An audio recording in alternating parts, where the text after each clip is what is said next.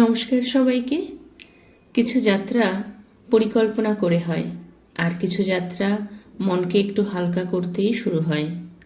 আজ আপনাদের নিয়ে চলেছি আমার প্রথম ব্লগের পথে, উত্তরাখণ্ডের ভ্যালি অফ ফ্লাওয়ার্স।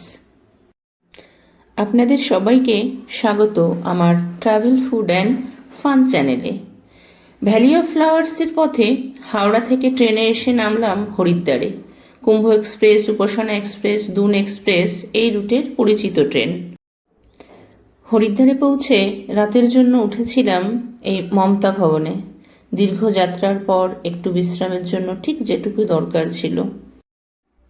সন্ধ্যার আলো নামতেই হরিদ্বারের গঙ্গা যেন অন্য রূপ নেয়। প্রদীপের আলো, ঢেউয়ের শব্দ আর মানুষের প্রার্থনায় এই মুহূর্তগুলো শুধু দেখা নয়, অনুভব করার। এটাই ব্রহ্মকুণ্ড, হর কি পৌরীর সবচেয়ে পবিত্র স্থান, যেখানে গঙ্গার জলে মিশে থাকে ভক্তি আর বিশ্বাস। বিশ্বাস করা হয় এখানে স্নান করলে সমস্ত পাপ ধুয়ে যায়। এটা হরিদ্বারের বাস স্ট্যান্ড। এখান থেকে বাস বা অটো করে ঋষিকেশ সহ আশেপাশের জায়গায় সহজেই যাওয়া যায়। আমরা এখান থেকে নেপালি ফার্মে একটা অটো ভাড়া করে পৌঁছেছিলাম। সেখান থেকেই আগে থেকে বুক করে রাখা ট্রাভেলারে যোশীমঠের উদ্দেশ্যে রওনা হয়েছিলাম। গঙ্গায় স্নান সেরে মনের শান্তি আর ভক্তি নিয়ে ওরা ফিরে চলেছিল। চা ব্রেকের জন্য আমরা থেমেছিলাম পথের ধারে একটি ছোট্ট ধাবায়, আর ঠিক তখনই নাম না জানা এই ছোট্ট পাহাড়ি নদীটা আমাদের দেখার সৌভাগ্য হয়েছিল। হঠাৎ পাওয়া সেই দৃশ্যটাই যাত্রার মাঝখানে একটুখানি শান্তির উপহার হয়েছিল আমাদের জন্য। আমাদের গন্তব্যস্থল ছিল প্রায় 280 কিলোমিটার দূরে হিমালয়ের প্রবেশদ্বার যোশীমঠ। ঋষিকেশ পার হতেই সমতল বিদায় নেয়, আর শুরু হয় পাহাড়ের সর্পিলো পথ।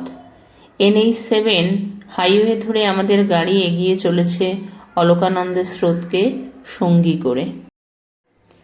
এই দীর্ঘ যাত্রাপথে আমরা পার হয়েছি উত্তরাখণ্ডের বিখ্যাত পঞ্চপ্রয়াগ: দেবপ্রয়াগ, রুদ্রপ্রয়াগ, কর্ণপ্রয়াগ, নন্দপ্রয়াগ এবং বিষ্ণুপ্রয়াগ।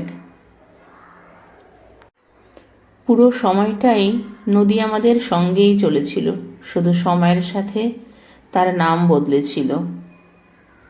দেবপ্রয়াগ থেকে বিষ্ণুপ্রয়াগ প্রতিটি বাঁকে নদীর গর্জন আর পাহাড়ের বিশালতা আপনাকে মুগ্ধ করবেই। 10-12 ঘন্টার সফর শেষে আমরা পৌঁছালাম যোশীমঠ। এটি কেবল একটি শহর নয়, এটি আধ্যাত্মিকতা আর অ্যাডভেঞ্চারের মিলনস্থান। এই হোমস্টেতেই আমরা রাতে বিশ্রাম নিয়েছিলাম, উচ্চতার সঙ্গে মানিয়ে নেওয়ার জন্য। হোমস্টের মালিক নাভাল আমাদের গাইডও ছিলেন। তিনি আমার আগের পরিচিত। ওনার সঙ্গেই আমি জীবনের প্রথম ট্রেক রূপকুণ্ড ট্রেক করেছিলাম। ওনার ব্যবস্থাপনা সত্যিই খুব সুন্দর ছিল। আপনারা চাইলে পরে ওনার কন্ট্যাক্ট আমি শেয়ার করতে পারি। আমরা পশ্চিমবঙ্গ থেকে 6 জন গিয়েছিলাম। দেশের বিভিন্ন প্রান্ত থেকে আসা আরও 20-25 জনের সঙ্গে মিলেই পরের দিনের ট্রেকের জন্য আমাদের নতুন বড় দল তৈরি হয়েছিল। রাতে সবাই মিলে খুব আনন্দ করেছিলাম। ভোরের আলো ফুটতেই ব্রেকফাস্ট সেরে আর প্যাকেট লাঞ্চ ব্যাগে পুরে রওনা দিয়েছিলাম। 18 কিলোমিটার পথ পেরিয়ে যখন গোবিন্দঘাট পৌঁছালাম, অলকানন্দর রূপ দেখে মুগ্ধ হয়ে গিয়েছিলাম। এখানেই শুরু হয়েছিল আমাদের পাহাড় জয়ের প্রথম ধাপ। গোবিন্দঘাট থেকে পুলনা 4 কিলোমিটার পথ জিপে চেপে পৌঁছে গেলাম পুলনা। এখান থেকেই শুরু হলো আমাদের পায়ে হাঁটা পথ।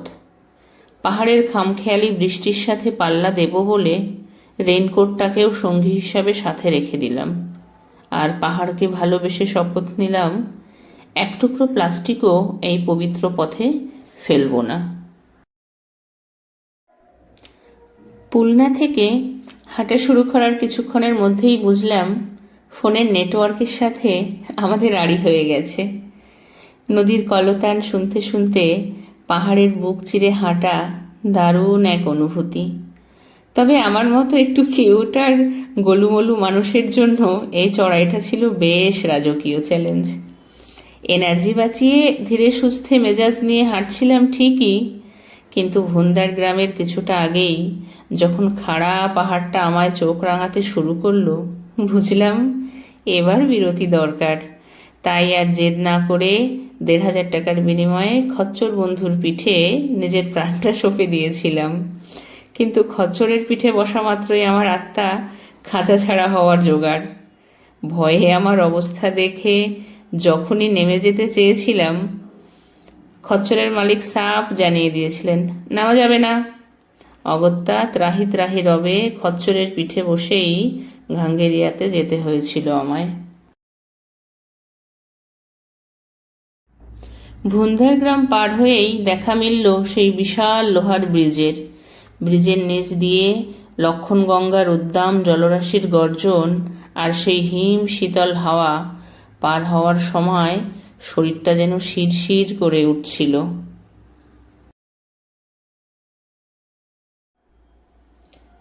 পুলনা থেকে ঘাঙ্গড়িয়া পর্যন্ত পুরো রাস্তাটাই পাথর দিয়ে বাঁধানো, তবু এই ট্রেকটাকে একদম ইজি বলা যায় না।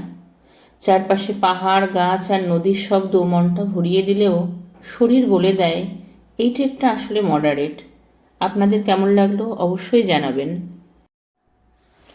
খচ্চরের পিঠে চেপেই দূর থেকে সেই মায়াবী ঘাঙ্গেরিয়া গ্রামের প্রথম দৃশ্যটা দেখাচ্ছিল এক অন্যরকম অ্যাডভেঞ্চার।